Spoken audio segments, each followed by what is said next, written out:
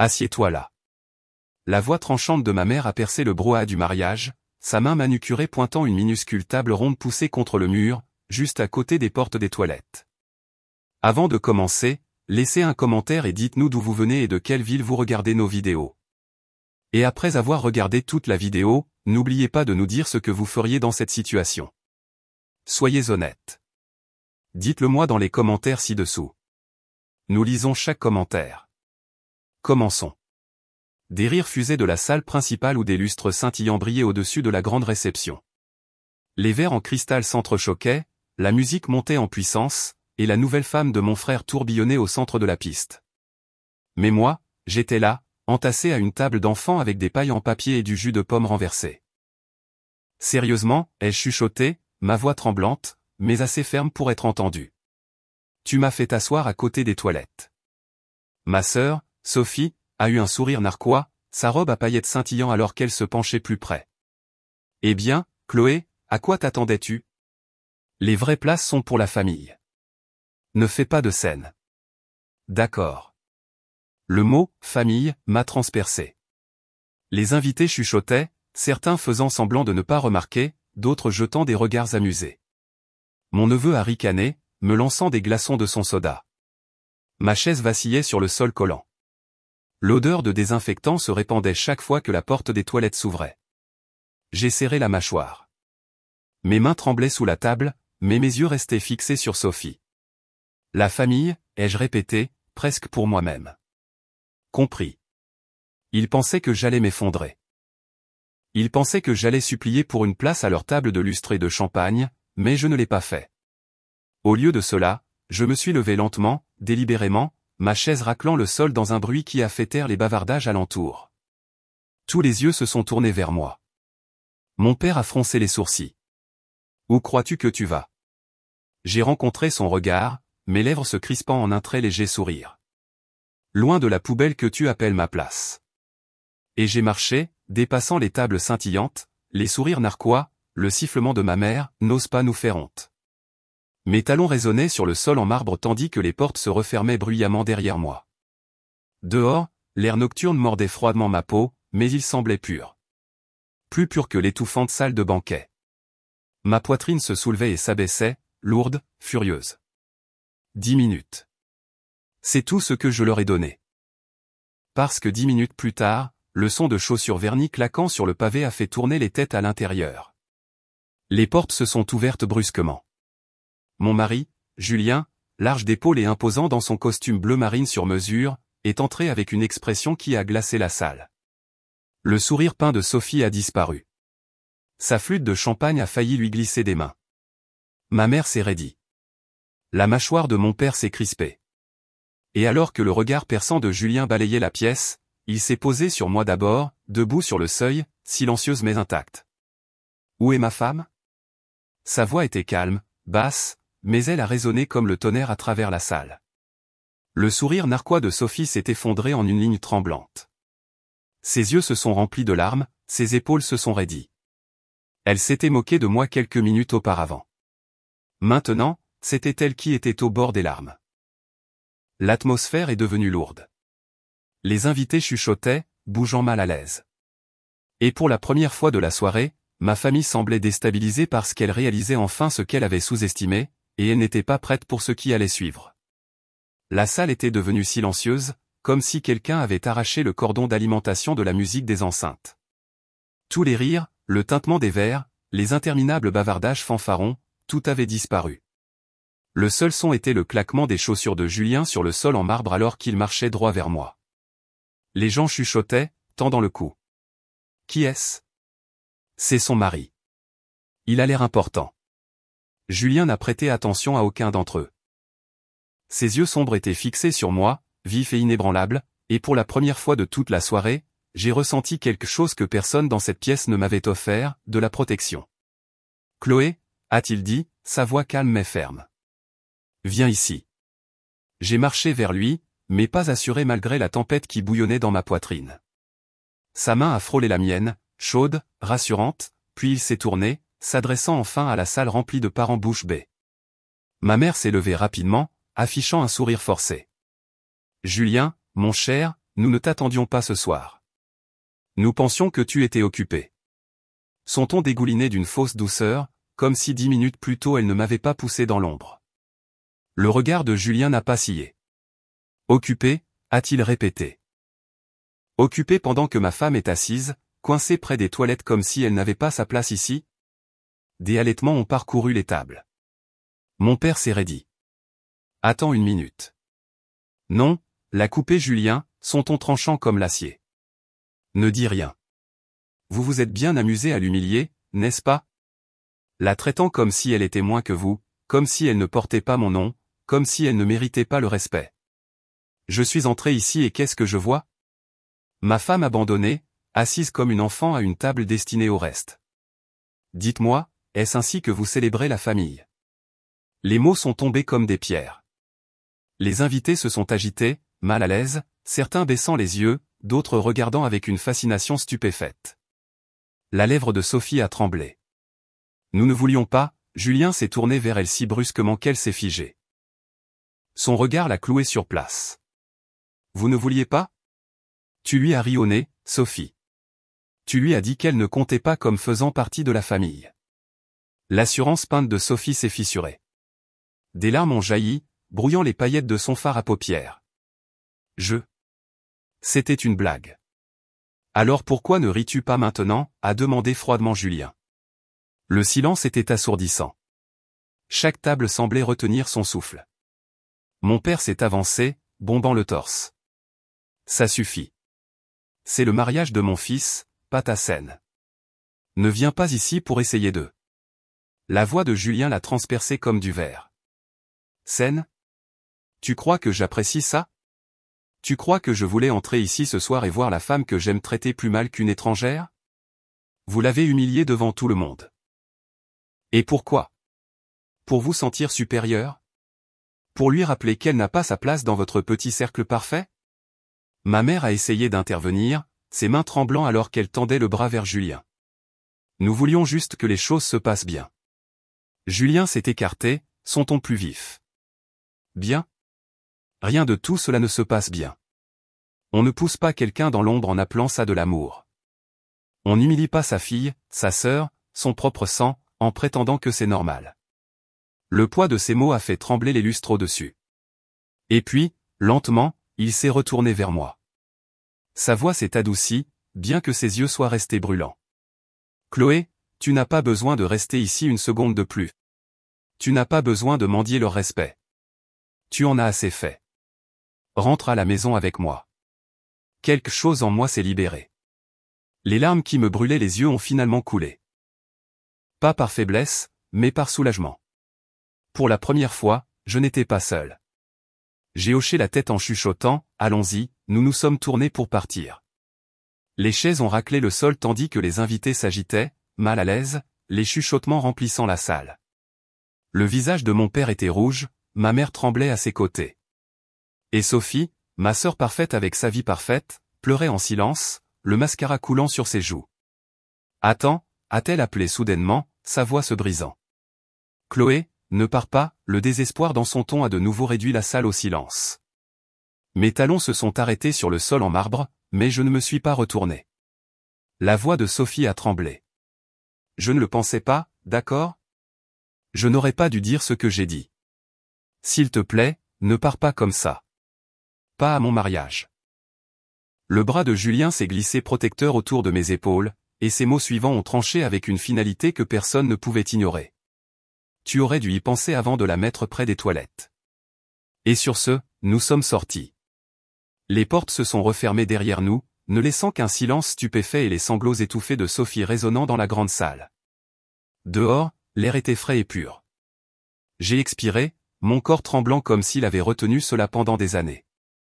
Julien a serré ma main plus fort. Ils le regretteront, a-t-il dit doucement. Je l'ai regardé, ma voix maintenant assurée. Ils le regrettent déjà.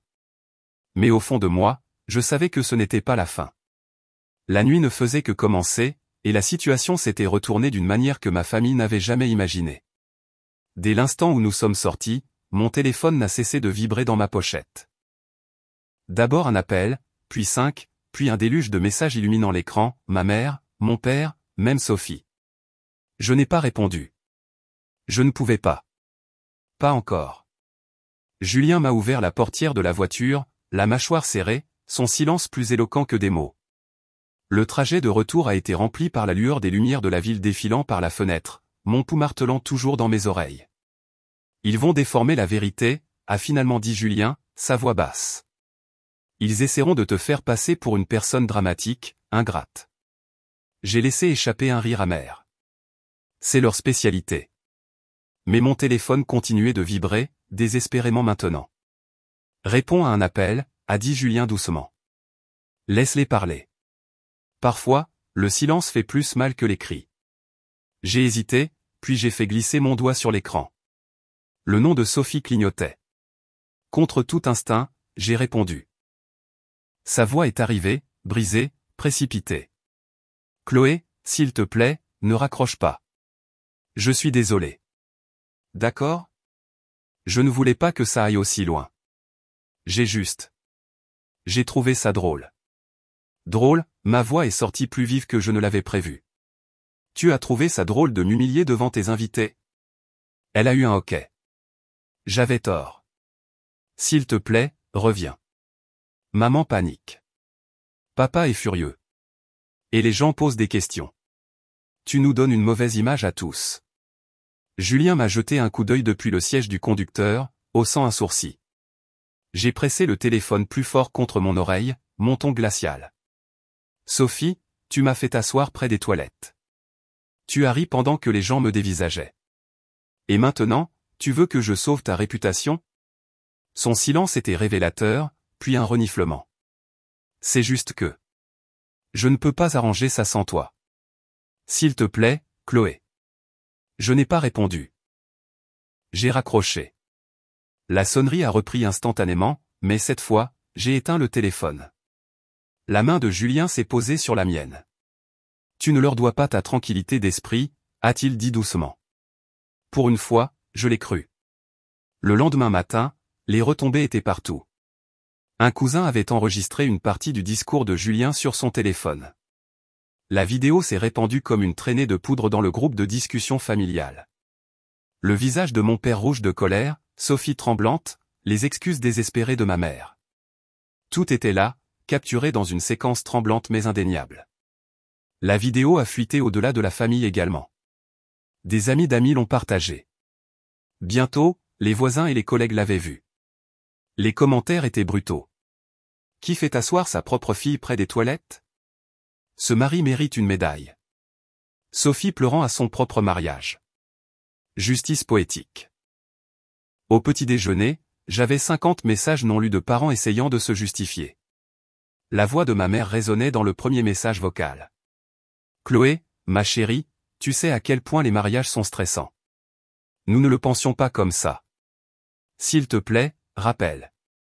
Le second était plus sec. Mon père, tu nous as mis dans l'embarras, Chloé. Te rends-tu compte de ce que tu as fait ? Tu as monté la famille contre la famille. Répare ça. Julien, lisant un des textos par-dessus mon épaule, a ricané. Répare ça. Ils devraient supplier pour se réparer eux-mêmes. J'ai fixé l'écran, l'estomac noué. Pourquoi ne s'en soucie-t-il que lorsque les gens regardent ? Il s'est penché plus près, sa voix ferme. Parce que pour une fois, leur image n'est pas intouchable. Et ce n'est pas toi qui l'as brisé, Chloé. Ce sont eux. À midi, on frappait à notre porte d'entrée. Fort, désespérément. Julien a ouvert, son expression indéchiffrable. Sur le porche se tenait Sophie, son mascara coulé, ses boucles parfaites aplaties par la nuit précédente. Derrière elle, ma mère serrait son châle, mon père raide et renfrogné. La voix de Sophie s'est brisée dès que ses yeux se sont posés sur moi. Chloé, s'il te plaît. J'ai besoin que tu reviennes à la réception. Les gens demandent encore pourquoi tu es parti. Ils disent des choses horribles. La voix de Julien a tranché avant que je puisse parler. Et à qui la faute ? Le ton de mon père s'est durci. Nous sommes toujours une famille. Quoi qu'il se soit passé, cela devrait rester entre nous, pas dehors pour que tout le monde en fasse des commérages. Ma colère est montée, chaude et constante. Vous n'avez pas pensé à la famille quand vous m'avez poussé dans l'ombre. Vous n'avez pas pensé à la famille quand vous avez ri de moi devant des étrangers. Vous ne pensez à la famille que lorsque cela vous donne une mauvaise image. Ma mère s'est avancée, les larmes aux yeux. Nous avons fait une erreur, Chloé. S'il te plaît, aide-nous simplement à la réparer. Sophie a acquiescé furieusement. Oui, reviens simplement, assieds-toi avec nous, montre à tout le monde que nous allons bien. C'est tout ce que je demande. J'ai soutenu leurs regards, un par un, et pour la première fois, je ne me sentais pas comme la plus faible. Je ne me sentais pas petite. Je ne me sentais pas oubliée. Julien a glissé sa main dans la mienne. Ses mots étaient bas, mais mortels. Tu ne leur dois pas un sauvetage. Pas cette fois. Et j'ai réalisé qu'il avait raison. Ils se tenaient là tous les trois, attendant que je cède, que je me précipite pour colmater les fissures de l'image parfaite qu'ils avaient construite. Mais je ne l'ai pas fait. Je suis restée silencieuse, forte, laissant le poids de leurs propres actions flotter dans l'air. Finalement, les épaules de Sophie se sont affaissées.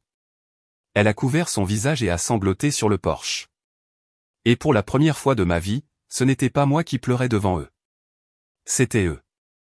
Et ils savaient que ce n'était plus quelque chose qu'ils pouvaient contrôler. Les sanglots de Sophie résonnaient dans la rue calme. Les mains tremblantes de ma mère tordaient le bord de son châle. Le froncement de sourcils de mon père s'est accentué, mais même lui ne pouvait cacher la lueur de malaise dans ses yeux. Pendant des années, j'avais été celle qui suppliait d'être vue, d'être respectée, d'être incluse. Mais maintenant, c'était eux qui étaient sur mon porche, désespérés, en train de s'effondrer. Chloé, a suffoqué Sophie, sa voix étouffée. Tu ne comprends pas. Tout le monde parle. Ils disent que je t'ai traité comme une moins que rien.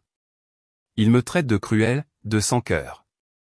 S'il te plaît, si tu reviens, si tu t'assieds avec moi, si tu montres à tout le monde que nous allons bien. Ça s'arrêtera. Les bras de Julien se sont glissés protecteurs autour de moi. Sa voix était basse, tranchante. Alors maintenant, il s'agit de ta réputation, pas de sa dignité. Sophie a secoué la tête rapidement, la panique dans les yeux. Non, Je suis vraiment désolé, Chloé. Je jure que je vais arranger les choses. Ne me laisse pas comme ça. Pas aujourd'hui. Mon père s'est finalement avancé, son ton sévère, mais teinté de quelque chose que j'avais rarement entendu de sa part, l'incertitude. Chloé, tu as fait passer ton message. Assez, c'est assez. La famille se dispute, puis la famille pardonne. Ne fais pas traîner les choses. J'ai rencontré son regard, ma voix ferme. Le pardon n'est pas à toi de l'exiger. Les mots ont flotté dans l'air comme une lame. Ma mère a tressailli, les larmes coulant. S'il te plaît, Chloé. Nous devrions célébrer ensemble, pas nous déchirer. Je l'ai regardée, vraiment regardée, cette mère qui m'avait mise de côté à chaque étape importante, qui n'avait souri que lorsque je restais silencieuse, qui avait regardé les autres se moquer de moi sans intervenir. Célébrer, ai-je dit doucement. Vous avez célébré sans moi dès l'instant où vous m'avez mise à cette table près des toilettes. Vous avez célébré pendant que j'étais assise dans l'humiliation. Vous n'êtes venu en courant que lorsque les gens ont remarqué. La vérité les a tous réduits au silence. Julien a serré ma main. Sa voix était calme mais finale. Chloé n'a pas besoin de revenir. Elle n'a pas besoin de couvrir votre cruauté. Elle n'a pas besoin de sauver l'image que vous avez détruite. S'il te plaît, a-t-elle chuchoté. J'ai pris une profonde inspiration, ma poitrine se soulevant et s'abaissant sous le poids des années. Vous avez fait vos choix. Maintenant, vous vivez avec. Je ne serai pas celle qui réparera vos dégâts cette fois. Je suis rentré dans l'embrasure de la porte, Julien à mes côtés. Le claquement de la porte derrière nous a fait trembler la maison. Sur le porche, le son des pleurs étouffés et des jurons de mon père s'est estompé. À l'intérieur, le silence m'a enveloppé. Mais ce n'était pas le silence de la solitude. C'était le silence de la liberté. Les jours qui ont suivi ont été une tempête. La vidéo s'est propagée plus loin que nous ne l'avions imaginé. Voisins, collègues, même des inconnus l'avaient vue. Le mariage parfait de Sophie est devenu un spectacle de chuchotement. Les gens rejouaient le moment où son visage s'était décomposé, le moment où les mots de Julien avaient réduit la salle en miettes. Et soudain, mon téléphone n'était plus seulement rempli d'excuses de la famille. Il était rempli de messages de soutien. Je ne vous connais pas, mais j'ai vu cette vidéo. Vous avez été si forte. Ma sœur me traitait de la même façon. Vous voir partir m'a donné du courage. Votre mari est incroyable. Vous avez de la chance. Mais lui aussi. Pour une fois, le monde ne se moquait pas de moi. Il était de mon côté. Une semaine plus tard, Sophie est revenue. Pas de maquillage, pas de paillettes, pas de caméra, juste des yeux gonflés et une boîte de dragées de mariage non touchée serrée dans ses bras. Je ne peux pas y échapper, a-t-elle chuchoté, de nouveau sur mon Porsche. Partout où je vais, les gens me regardent comme si j'étais un monstre. Ils m'appellent la sœur qui t'a humilié. Julien a croisé les bras, son expression indéchiffrable. Je l'ai regardé, tiraillé entre mon ancien moi, qui aurait cédé, qui aurait apaisé, et mon nouveau moi qui connaissait enfin sa valeur. Tu t'es humilié toi-même, Sophie, ai-je dit doucement. J'ai juste arrêté de te couvrir. Sa lèvre a tremblé. Alors, et maintenant? Nous ne sommes plus rien. La question est restée en suspens. J'aurais pu dire oui. J'aurais pu fermer la porte pour toujours. Mais au fond de moi, j'ai réalisé que ma vengeance n'avait jamais eu pour but de la détruire. Il s'agissait de me retrouver. Je ne sais pas ce que nous sommes, ai-je admis. Mais je sais ce que je suis maintenant. J'ai fini d'être ton ombre. Ses larmes ont de nouveau coulé, mais cette fois, elle a hoché la tête, comprenant ce que les mots ne pouvaient pas réparer. Ce soir-là, j'étais assise avec Julien sur le canapé, la lueur de la ville se déversant par les fenêtres. Tu as été incroyable, ai-je chuchoté. Il a souri légèrement. Tu as toujours été incroyable. J'ai juste fait en sorte qu'il le voie enfin. Je me suis appuyé contre lui, la poitrine enfin légère. La douleur n'avait pas disparu. Les cicatrices des années passées à être ignorées, humiliées, négligées, elles ne disparaîtraient jamais complètement. Mais elles ne me définissaient plus. Parce que la fille assise près des toilettes, elle était partie. La femme qui était sortie en silence, qui avait refusé de revenir, qui avait affronté sa famille sans se briser, c'était moi maintenant. Et pour la première fois de ma vie, cela suffisait.